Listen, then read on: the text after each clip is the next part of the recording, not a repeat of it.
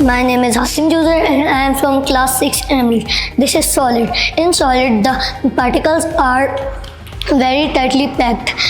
It has fixed volume and fixed shape. The liquid.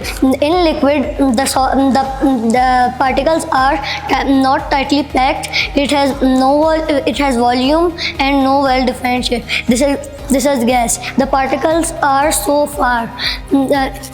It has no fixed volume and no well-defined shape. Assalamu alaikum. My name is Muhammad Rahim and I am from 6 Zarkan.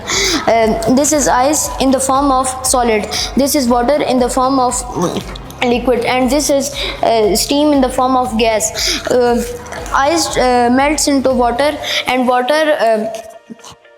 water freezes into ice. Ice evaporates into steam, and steam condenses into water.